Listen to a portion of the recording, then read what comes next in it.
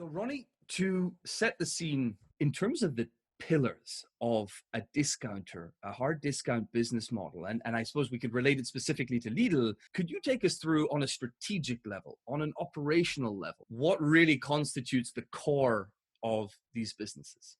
Well, the discount format is quite old already if you take it in terms of how quickly retail and grocery retail is developing. In Germany, this is more than 100 years old, since some family members of the Aldi family and the Lidl family started.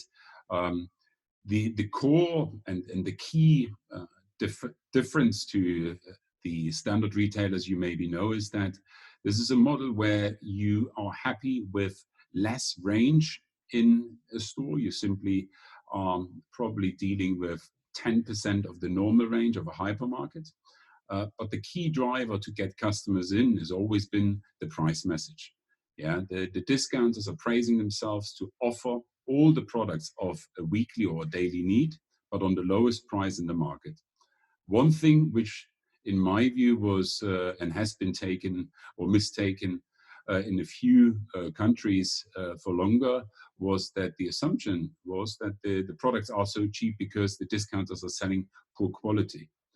The opposite is the case. The discounters are priding themselves to put a very high quality, I'm not saying always the top highest quality into the product, but a very high quality of product on their shelves, on the lowest price in the market. And that allows them really the success they've seen over the last couple of years in particular.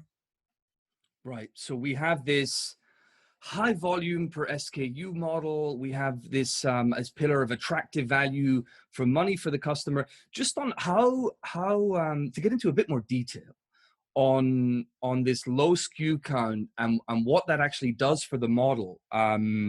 How maybe how customer understanding is developed, because it seems that we're pushing a lot of sales volume through a very small number of products. Well, I think, from if you take a customer in the UK 10 years ago, the assumption, aside from the quality assumption, would have been, I cannot do my weekly shop in a Lidl, in an Aldi store. And the reason being is just, they don't have everything. They maybe don't have all the brands, and the discounters would usually stock much less brands. They are priding themselves to put the high quality of the product into their private label. So 80% is about private label.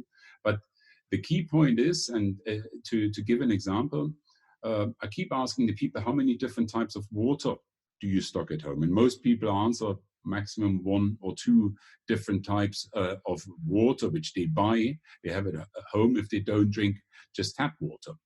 So if you look into a hypermarket, you maybe find 40, 50 different types of water, the same water of the same branded producer, sometimes at 4 or 5 different sizes, with a yellow tap, with a pink tap, or whatever. The point is that the extra space this needs, the extra negotiation, the extra people this requires in terms of negotiating that, the extra space not just in the store, the extra space in the warehouse, all of that is an add-on cost. And if you are not prepared to pay for the choice of someone else, then the discounter says, well, listen, we have 5 or 6 different types of water. We have a sparkling water, we have a lightly sparkling water, and we have a still water. And they leave it there and just simply say, listen, this is all you need. And trust me, with those types of water, you will survive. But it's maybe not the good feel factor for everyone, and maybe not for your neighbor.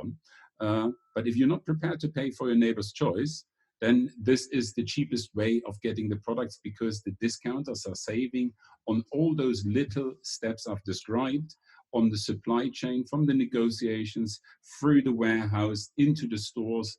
You can actually put a pallet out of the product because they're selling so fast, rather than one case of the 1 liter pink lit bottle. And those guys, the discounters, are putting a Euro pallet out, and it sells much faster. And it's obviously more efficient to put a pallet out than individual cases. This is a huge cost saving, and that adds to the point that they can allow themselves to sell the product so cheaply, and in no means they're selling, in that instance, a cheaper quality. Right. In terms of pricing, So this fundamental pillar of being very attractive in terms of value for money.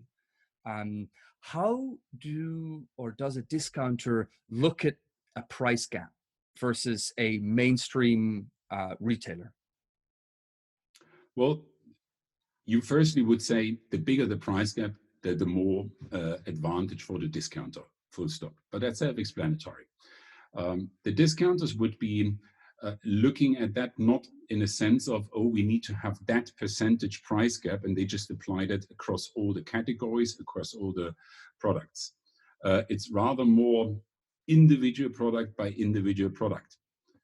And to give you an example, there are commodities like milk, like sugar and flour, where some of the established players, the big four players in the UK, probably have a price gap of only 1 or 2%, sometimes zero. But then if you apply that across the assortment, you'll find products where there is sometimes a price gap of 20 or 25%. The discounters will really make sure that no one undercuts them in the price. It's clear that on some very fast selling lines, it hurts both types of retailers, the big retailers, the big four retailers, as well as the discounters, as the margins are usually much thinner on those products. But the way the discounters approach that is obviously they're trying to take a look and see where can I afford myself to sell a product still in profitability, yeah, and still with a small margin maybe. They would probably not want to go with a margin higher than 50% on any product.